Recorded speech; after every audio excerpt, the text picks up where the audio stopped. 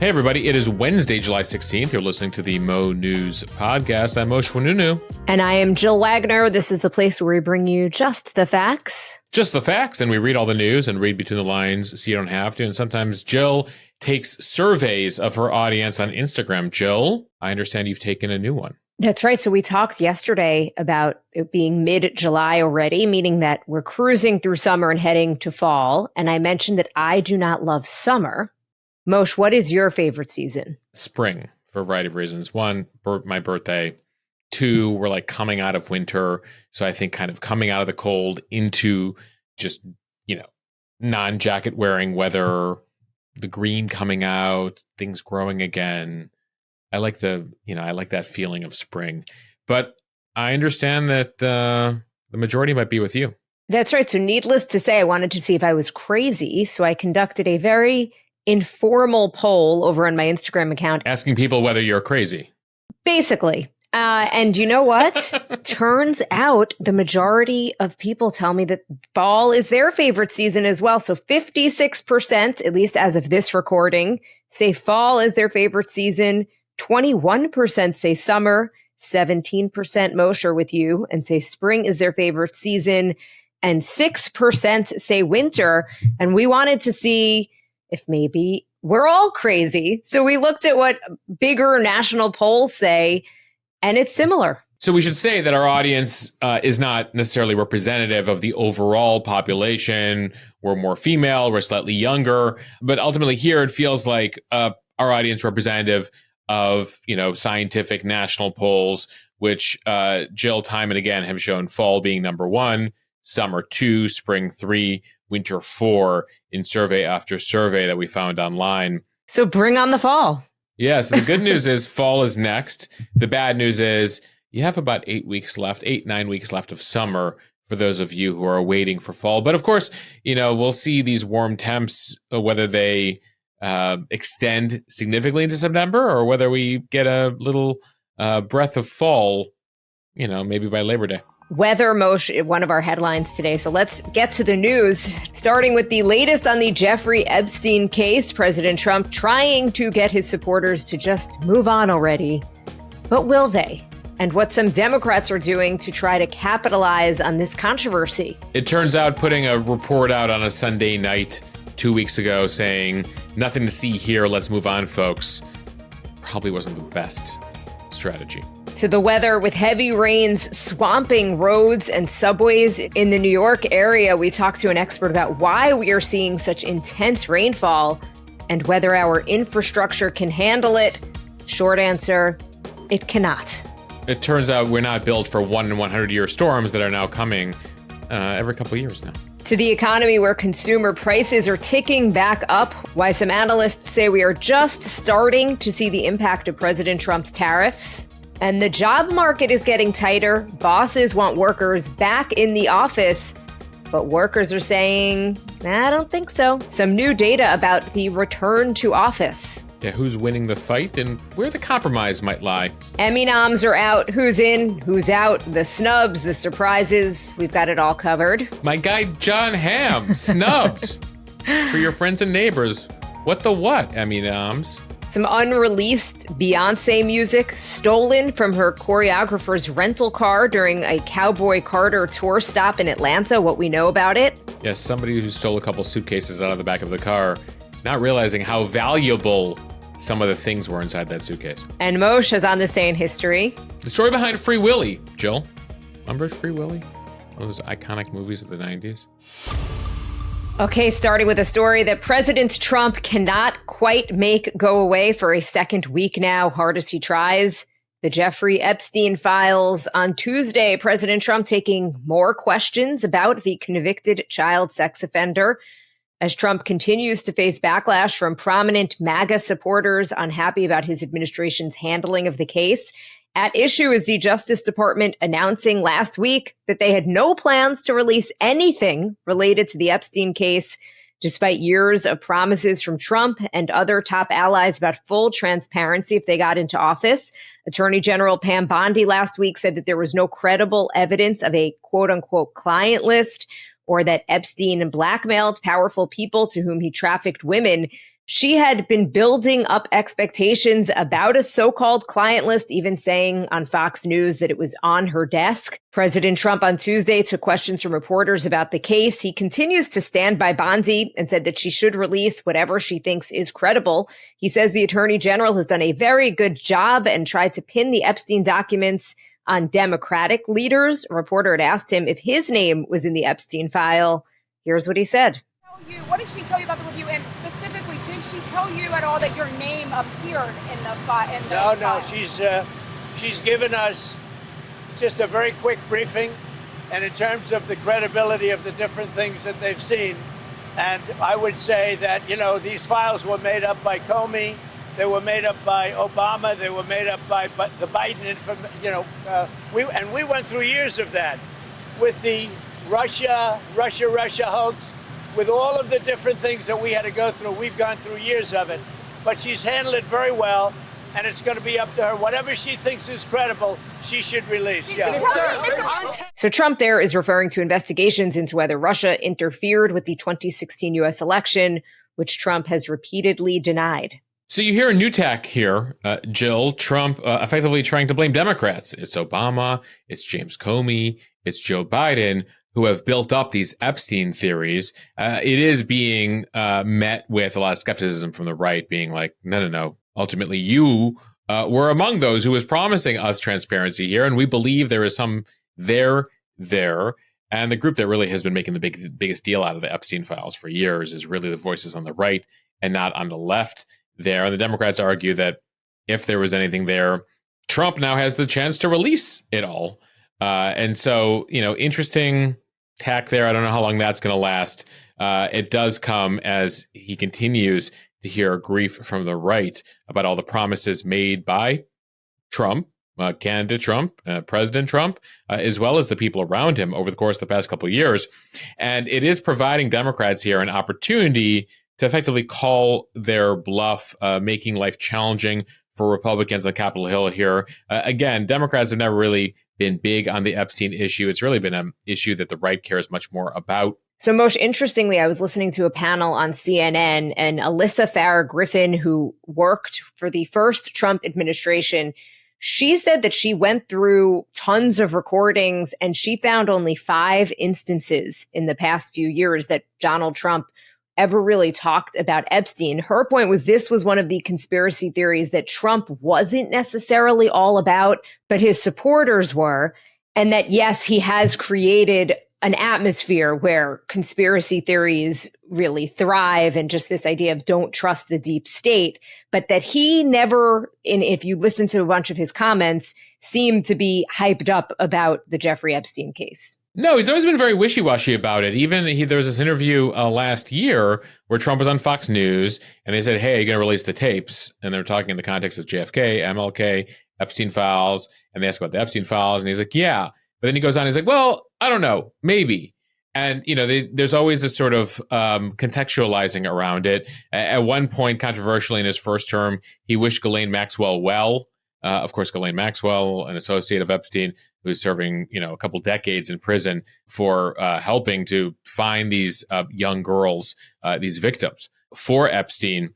Interestingly, there's discussion about whether she should go before Congress now, whether she has anything to say in terms of, other potential associates out there. I mean, there are questions as to why during her trial this stuff didn't come up.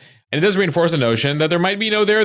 There might not be enough there. There might be a lot of rumors out there, but the Justice Department is in the business of facts and indictments and investigations. It can't just dump a whole bunch of documents that contain unsubstantiated accusations out there. That's not what law enforcement does. They hold on to information for future cases, and they can't just, effectively allow that information to go out there to defame a whole bunch of people. And so, ultimately here, Democrats, as I was mentioning, see an opportunity here to sort of hold Republican feet to the fire. And so you saw several moves in the past 24 hours here when it comes to Democrats trying procedural strategies on Capitol Hill to get votes on amendments and resolutions to force the Justice Department to release Epstein files. Republicans, because they don't want to do it on Democratic terms, effectively voting against it in both a House Rules Committee vote on Monday night as well as a full open House vote yesterday. again, complicated House procedural matters, but effectively, if Republicans had allowed them, they would have allowed for a vote on specifically on Epstein and whether the file should be released. That said, Speaker Johnson certainly is hearing it from the grassroots. Here's a bit of him speaking to a far right-wing host named Benny Johnson. Here's a bit of Mike Johnson, the speaker, talking about transparency here. We should put everything out there and let the people decide it. I mean, the White House and the White House team are privy to facts that I don't know. I mean, this isn't my lane. I haven't been involved in that. But I agree with the sentiment that we need to put it out there. So you hear that from Mike Johnson. You know, he is somebody who tries to stay very close to sort of conservative grassroots influencers. I've been in sessions with him with a whole bunch of influencers on the right. And so certainly I'm sure he's hearing it from people. He's hearing it from Republican members who are saying, I got a lot of Trump fans out there. I got to win re-election next year. And if people are upset about this, they may not come out and vote, and we might lose some seats. So this is a matter of Speaker Johnson keeping his speakership, if he can find a way to get more information out there. And so bottom line here, Trump wants this to go away. He's been calling a number of people, influencers included, Laura Ingraham, Charlie Kirk, some others that you might be familiar with, saying, hey, it's time to move on here, everybody. And now you're hearing it from some of them. So he's been working the phones here. He's been trying to quiet the noise within his administration. Bongino, the FBI number 2, who allegedly was on the verge of leaving, still there. Kash Patel, the FBI director, still there. Pam Bondi, the attorney general, still there. She was asked about it yesterday, and she was like, I'm not talking about this anymore. Like, the report stands for itself. And this is the report, the page-and-a-half report that everyone is annoyed about. And so, Jill, I don't know that her continuing to say we're done talking about it is going to work. I don't know that Trump saying Democrats made this Epstein thing a big thing. I don't know that that's going to work either. They're going to have to find something here unless they just think they can wait it out. Or, Jill, the news cycle, either something Trump creates or something that happens in the world sort of overwhelms this issue, which, you know, is sort of what they're hoping and praying for. I mean, it is possible that they'll go through the file and come up with something to release, hoping that satisfies the MAGA base. But who knows? The problem is you're going to want more. You're going to want more. Oh, so there was something out there. It's also an admission that they were lying, right? So you got to stand your ground here if you're the DOJ, if you're Pam Bondi, if you're Donald Trump. Or you don't stand your ground, you release something, and then you got to hang someone out to dry. The other problem is that you're dealing with minors, you're dealing with rumors, and so you've got a lot of competing interests, and you don't want to ruin people's lives based on accusations that were never perhaps fully investigated or were investigated and turned out weren't accurate. Exactly. This could just be a lot. I mean, there's going to be a lot of accusations out there. And, you know, an interesting phenomenon in the recent years since Epstein came out is there have been several civil cases, right, against Prince Andrew, accusers here, some of the women. There have been payoffs. But for the most part, we have not seen this, you know, Epstein stuff. The first accusations around Epstein are 20 plus years old at this point, when he was dealing with a situation in Florida before the federal case. And so the fact that it's been 20 years and, you know, the sort of same names circulate, but no specific accusations, you know, sort of reinforces the president's argument. I think the rollout here, I think the way they did it, the lack of clarity, the lack of explanation after building up expectations was sort of the original sin here. And so, again, Trump is not somebody who likes to apologize. He's not somebody who ever admits wrong. And so ultimately here, it's a question of, you know, how long they can make this work, what their sort of unique compromises here, how they work with Congress in this. Does someone have to fall on a sword here? Not clear, but I think they're waiting for some other big news event to sort of make this finally go away. Okay, now to some of the extreme weather that we're seeing around the United States and the world. Flash flooding across the Northeast in the last 48 hours shut down transit systems, submerged roads, and left 2 people dead in New Jersey. That is where Governor Phil Murphy declared a state of emergency. In New York City, more than 2 inches of rain fell on Central Park in just 1 hour. marking the second highest total in a 1 hour period, just behind the record from 2021 during Hurricane Ida. The massive amount of water in a short period overwhelmed the city's drainage system and flooded subway stations across several New York City boroughs. Here's what it sounded like on one subway train filled with passengers surrounded by water. Attention passengers, I'm going to call this one in. I can't open the doors. It's not safe. Give me a second. Moshe, not exactly what you want to hear on the subway. Jill, as a daily subway passenger, I saw the flash flood warnings just as we were taping Monday's podcast, and I was like, I got to get home ASAP because I know what's about to happen here. Having seen what happened a couple of years ago on the subway, though luckily I get to take one of the newer lines home, the Q, which frankly was built 100 years after some of these other subway lines that saw some of the more overwhelming flooding yesterday. So I guess new is relative. In New York, it was the first line, the Q was the first line built in the 21st century. Okay, so back to this flash flooding. It is fueled in part by unusually warm Atlantic Ocean water, but the larger issue is climate change, which is leading to a warmer atmosphere, which holds more moisture, leading to tropical-like storms outside the tropics, and it can impact nearly anyone. Yeah, for many of you asking, all right, we're slightly warmer, we're 1 degree or 1.2 degrees warmer. What does it mean? And we often like to use the metaphor that like Earth is like a person. And when you get a fever by a degree or two, your body's completely out of whack. And it's the same thing for Earth. So when we're talking about degrees warmer, 1 degree Celsius warmer, 2 degrees Celsius warmer, for every degree warmer the atmosphere gets, and we're at about 1.5 right now, which is was a point we were trying not to reach, the atmosphere can hold 10% plus more moisture. Now, that means that when it's raining, you can be inundated with that amount and ultimately see these conditions that you might be familiar with in the Caribbean, in Southeast Asia, in Florida, and you see them everywhere. So, Moshe, one of the things we were talking about on our morning editorial call on Tuesday is that these rains that we saw the night prior were just rains from a regular weather system. They weren't from a hurricane or even a tropical storm. And yet our infrastructure simply cannot handle that much water so quickly. We spoke to Dr. Klaus Jacob, who is a geophysicist and a professor at Columbia University. He says that these scenes are only going to become more common. He says since 1970, hourly rainfall intensity has increased in 90% of major U.S. cities, and it is outpacing what most drainage systems, which are built for lighter rains, can handle. Many of them, as we mentioned, built decades ago. Here is Jacob. Is not really prepared to take up these very severe rainfalls.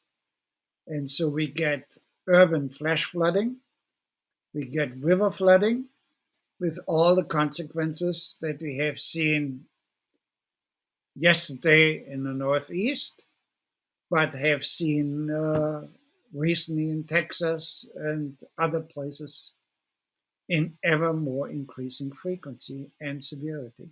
All of the top 3 wettest 1 hour rainfalls in New York City have occurred in just the past 4 years. Yeah, so more and more we're seeing what would have been very rare once in a century now happen nearly every year here, where we just get saturated in a couple hours and our systems just can't handle it. It's not just here in the US. We're seeing this globally. It was so interesting as we were writing up the podcast on Tuesday. In Moscow, we're seeing these pictures. I was like, oh, more pictures from New York. I was like, no, this is Moscow, which parts of the Russian capital there got a month's worth of rain in just a couple of hours yesterday as well. So we're seeing this globally here. And, you might be used to it if you're used to monsoon-like storms, but we're certainly not used to it in these other parts of the world. And so now these, again, 1 in 100-year storms, what they call 1 in 1,000-year storms. And when they say that, they mean there's a 1% chance of it happening, or a 0.1% or a 0.01% chance of something happening. And now they're happening pretty frequently every couple of years here. We're seeing the flash floods, obviously the situation in Texas, in Arizona, New York City, Maine, different context, right? Because you had these super dry conditions in Texas and Arizona. New York's a little different here, but nonetheless, the phenomenon we're seeing is that it's more like not global warming, but global weirding. I remember some of the meteorologists calling it. Like, we're just going to go weird stuff, rare stuff. That's a bit what we're seeing. It's not just that the world will be warmer every day. It'll be like, we'll be super cold, We'll see super rains. We'll see super heat. We'll just be seeing more extremes. And it's one of the reasons why, if you listen to us from the Pacific Northwest, you probably had to invest in some air conditioning in the last couple of years. Whereas Seattle, Vancouver, Portland used to not need air conditioning in the summer. Now you're seeing extremes. So now you need that. In Europe right now, they're losing it right now.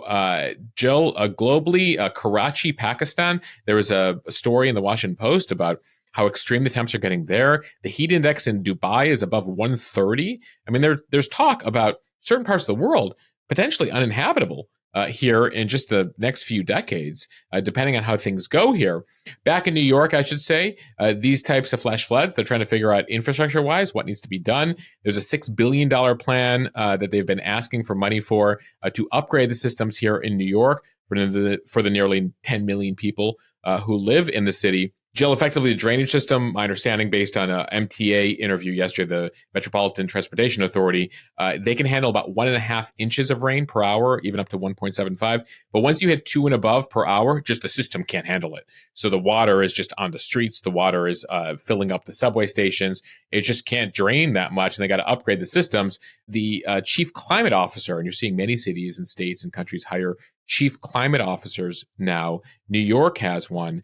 And they say that it's going to take about $30 billion with a B to upgrade the systems to deal with it. But ultimately, as we talked in recent years, and this was the argument you heard from Democrats on the Green New Deal, is like, yeah, you don't want to spend the money now, but ultimately how many tens or hundreds of billions of dollars you're going to be spending in recovery, in rebuilding, in insurance in the years to come. So there's a lot of talk of like what can be done mitigation-wise now.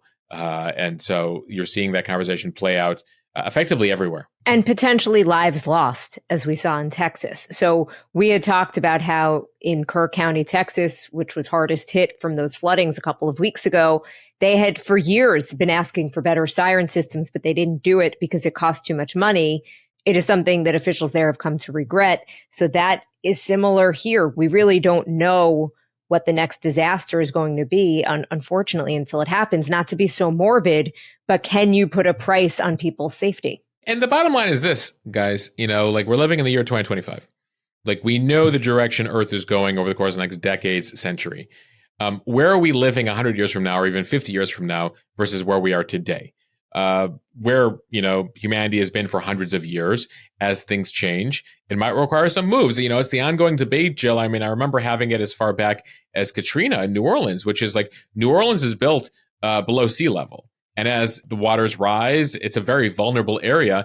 Is it worth, for all the history and all of the affinity we have for it, continuing to spend tens of billions of dollars to defend a place that we know ultimately Earth is gradually taking back? Right. And so, you see that ongoing debate related to Florida. You see that with Bangladesh. You see that with Indonesia. You see it with these, poor people who live on these islands in the Pacific that, where humans have been for a couple thousand years, who are effectively the first climate refugees and having to move. And so we have several things at our disposal, right? We can try to reverse some of the things we're doing that's changing the climate. We can try to mitigate, right? Create warning systems and try to build around it and build walls and dikes and various systems that we need to build. And then ultimately, it's sort of like, okay, do we need to cut bait on certain areas and move people based on, the trend lines that we're seeing long term? But of course, there's history, there's religion, there's culture, there's a lot of stuff that's built into all of that. So it's going to lead to some very complex questions here in the coming years and decades. And we're going to see a sort of, I think I've posted about this on Instagram too, sort of like, where would I move to be this most safe regarding climate change? Right, the least impacted by climate change. I think it's the Midwest, right, by the Great Lakes. It's the Upper Plains, Minnesota. We're all coming your way. Certainly not Long Island, surrounded by water. No, Jill, you're gonna move out. You're gonna fill the buggy. You're gonna make sure Mary doesn't have typhoid, and you're gonna head on the Oregon Trail or syphilis. If you follow this podcast, long enough, Jill forgot the diseases you got on the Oregon Trail and went super rogue one day. Okay, we'll leave it there. All right, time now for the speed read, starting with some economic news from CNBC. Inflation is ticking higher. The annual inflation rate rose in June, according to the Labor Department. We saw higher prices at the grocery store, although some good news that gas prices were down slightly. Overall, prices are gradually rising. Economists are pointing the finger at President Trump's tariffs. They say they expect the full impact from the tariff agenda to raise consumer prices in the second half of the year, but that trade policies have already started to noticeably affect inflation. The Consumer Price Index is a key inflation barometer. It rose 2.7% in the 12 months through June. That's up from 2.4% in May. Back to the tariffs, as we have discussed here on the podcast, tariffs are a tax on imports from foreign nations paid by U.S. companies that import the good or service. Businesses negatively affected are expected to pass on at least some of that additional cost to consumers through higher prices. And more tariffs are coming. Trump announced Saturday that the U.S. will impose 30% tariffs on the European Union and Mexico starting on August 1st. We think. We don't know. Allegedly, until they negotiate or they delay it further. I mean, that's been one of the things here, Jill, that we've seen. We have seen, for those of you curious, sort of, keeping tabs, the aluminum tariffs went to effect. A certain number of items from Canada and Mexico are tariffed to 25%, but most items are not. You then have the global 10% tariff basically on every country. So a 10% tax was effectively added to every item that comes into the U.S. from most countries on Earth. But as we've mentioned, retailers actually were able to stockpile. And those of you with businesses know when you were messaging us about it, that you were stockpiling goods, especially in anticipation of those major tariffs that he announced in April, that he then pulled back on and delayed. And now they're further delayed until the end of the month. And so they still have stockpiles, which means that's why we've seen a slight tick up in prices. I posted that chart on Instagram yesterday, but not a significant tick up. But that's the concern here, is we're seeing the early indications of where they're like, okay, we got to start to raise some prices here because our prices are going up as well. And so there is a chance here for more of it. Mark Zandi, he's a major economist over at Moody's Economics. He said we're at the leading edge of it right now, and it will be evident in the coming months. And as far as inflation numbers, grocery prices up 0.3% over the month, 2.5% over the year. Meat, poultry, fish, egg index also up just under 6%. Eggs still up over last year, but down within 2025. So it's always important when you see these inflation numbers. What are we grading against? Last year, last month, month over month? There's a bunch of ways people look at it. Again, thankfully, gas price has been super cheap, Jill. It's been great when filling up the tank. I'm like, oh my God, this is like great. And then you go to the grocery store. And then they get you at the grocery store. And then they get you at the grocery store.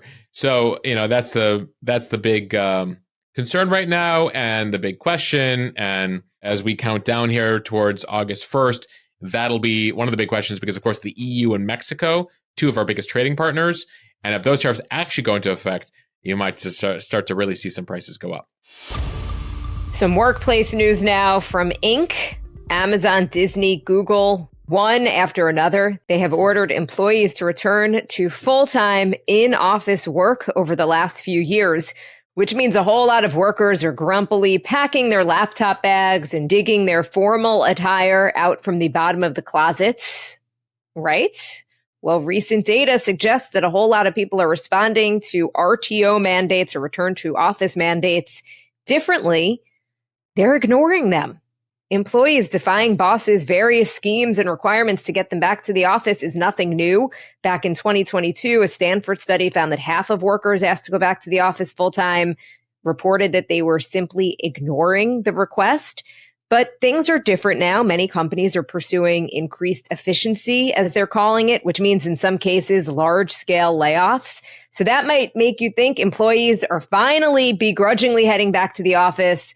But apparently, Moshe, no, they still won't do it, at least not full time. No, not full time. It looks like hybrid is one out here as people have protested the return to office mandates.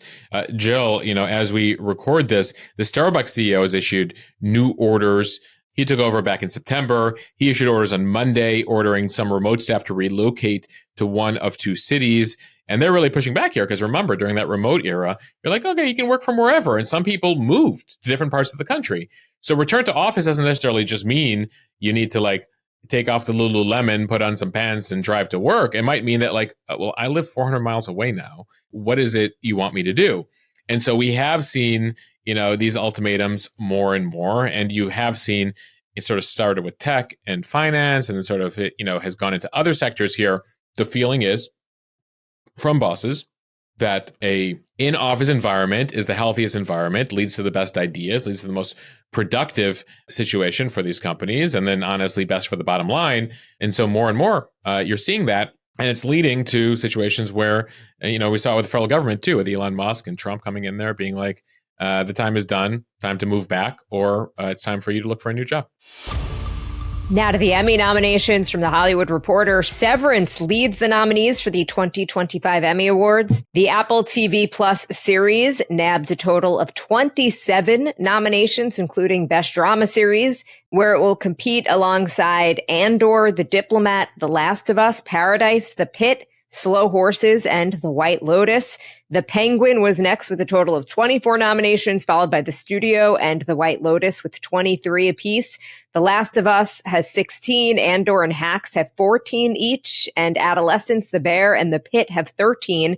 The Studio tied the record for the most nominations in a single year for a comedy series, tied with The Bear back in 2024. And it will compete for Best Comedy with Abbott Elementary, The Bear, Hacks, Nobody Wants This, Only Murders in the Building, Shrinking, and What We Do in the Shadows. I can't believe there's The Bear is still sticking with trying to be a comedy. Jill, it's so annoying. We've been over this a couple seasons now where The Bear, you can decide if you're a comedy or not. And apparently the voters like the show enough where they've allowed it to happen here. But the Studio is actually a comedy. It's fun. Have you watched The Studio? I've watched some of it. Yeah. Yeah. I think it's really well done. It feels very different.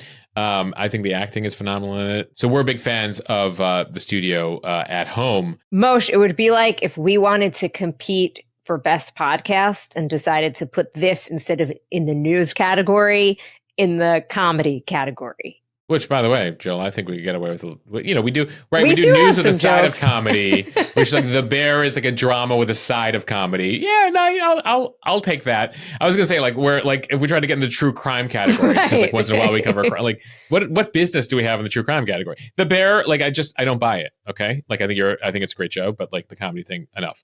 Anyway, a couple filmmakers you are very familiar with, Martin Scorsese and Ron Howard, earned their first ever acting Emmy nominations for their guest appearances in The Studio. One of the reasons why The Studio is so great is you have all these famous folks who are typically behind the scenes also appearing in The Studio. Harrison Ford also got his first Emmy nomination. Of course, he's been a film actor for decades. Now for the snubs, Jill. No noms this year for Squid Game. Nothing for Elizabeth Moss at Handmaid's Tale, which, by the way, was in its final season, so it's sort of a wah-wah way for Handmaid's Tale to go out. Jon Hamm, who I think is phenomenal in Your Friends and Neighbors, that brand new show. No nomination for him. Frankly, no nomination for anybody in that show. All Your Friends and Neighbors got was apparently a nomination for Best Theme Song. I didn't even know that was a category, but I was yeah, they got a fine theme song, but I think it's a good show. Ted Danson did not get a nom. Selena Gomez did not get a nom. Yellow Jackets, no nom. So, some snubs there. But I always in recent years, Emmys over Oscars, because still watch a lot of TV, but I almost know no movies anymore. And so ultimately, I'll be watching, I think it's September 14th is when the Emmys air. 1 week before the start of many of our favorite season, fall. Our favorite season, not a TV season, the overall season. Exactly, a real season. And finally, from CNN, hard drives containing Beyoncé's unreleased music and several other items were stolen from a car that had been rented by her choreographer during a Cowboy Carter tour stop in Atlanta last week. On July 8th, officers responded to a call about a theft from a vehicle. Here is some of that 911 call. They have my computers, and it's really, really important information in there. I work with someone who's of a high status. A preliminary investigation revealed that 2 suitcases belonging to Beyoncé's choreographer, Christopher Grant, and one of her backup dancers, DeAndre Blue, had been stolen out of a rented Jeep Wagoneer while they were parked at a restaurant. Among the items stolen, 2 laptops and hard drives that contained unreleased music, footage plans for an upcoming show, and past and future set lists. Now, interestingly here, the hard drives apparently contained watermarked music, a digital identifier used by recording artists for copyright purposes to prevent piracy here. There was also a laptop there. So an arrest warrant has been issued for a male suspect as of Monday night into Tuesday. So we are awaiting details here from Atlanta police. They believe they might have a suspect here. They also apparently they got clothing in the suitcases, sunglasses. Jill, it's not clear here whether these thieves knew when they were stealing these suitcases out of the back of a car what exactly they contained.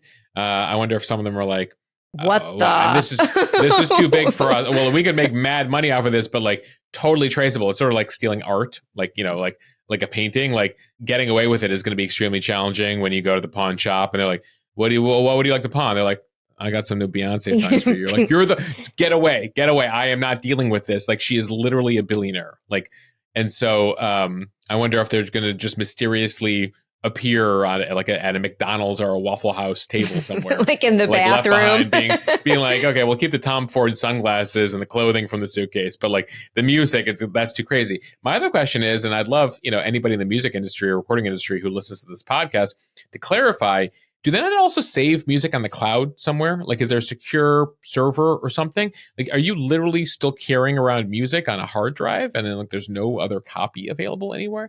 That seems a little wild to me, and a little. Especially for someone like Beyonce. A lot I mean, she doesn't have her own like AWS server and a deal with Jeff Bezos. Like, there's got to be another way to keep your valuables, like literally the music you make, like the thing you make.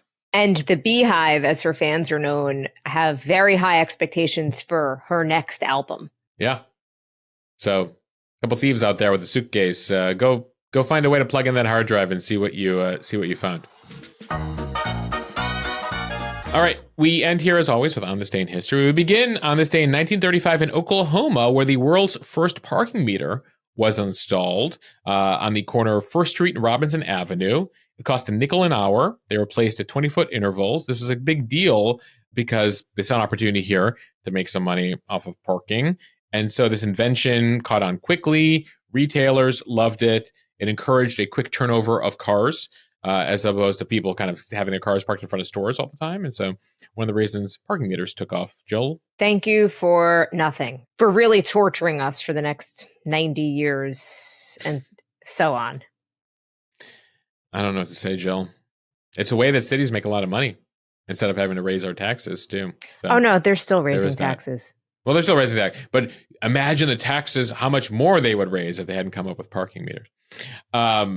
On this day in 1945, 5:29 a.m., the Manhattan Project yields explosive results as the first atom bomb is successfully tested in New Mexico. Probably if you saw the movie Oppenheimer, you saw this play out. The following month, of course, the U.S. would drop atomic bombs on Hiroshima and Nagasaki in Japan, effectively bringing about the end of World War II. On this day in 1969, blastoff for Apollo 11 from Cape Kennedy, first manned mission to the surface of the moon. This is the mission that carried Neil Armstrong, Michael Collins, and Buzz Aldrin to the moon, the first of several missions where we would actually land astronauts on the moon. And of course, the plan in the next year or two is to get back to the moon. We'll see how that's going, Jill. One of the people that we sort of need to help us there is Elon Musk. And Trump has gotten rid of the guy that he wanted in charge of NASA. So we'll see how that impacts things, if at all.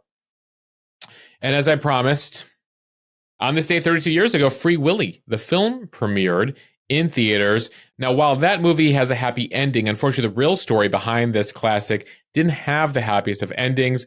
It tells the story of Keiko the killer whale, which was captured from the wild in Iceland in 1979, lived a number of years in an aquatic park before appearing in Free Willy. In 1996, a couple years after the film, they actually tried to free that whale. He was moved to the Oregon Coast Aquarium in Newport, Oregon, with the hope of releasing him back into the wild, just like he was able to sort of do in the movie. But unfortunately, never quite was able to take to being in the wild, was used to relying on food from handlers, and so died just a few years later in the wild.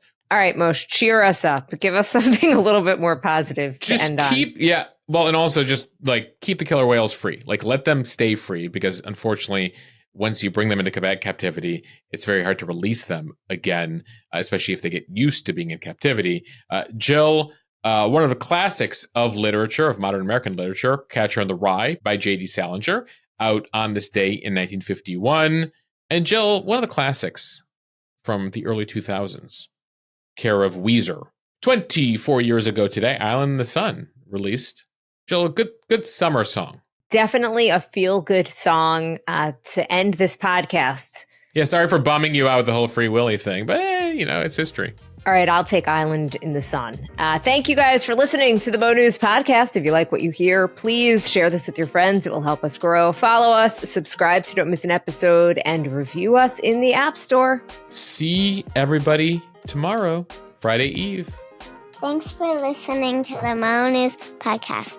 Have a fantastic day. I hope you enjoyed.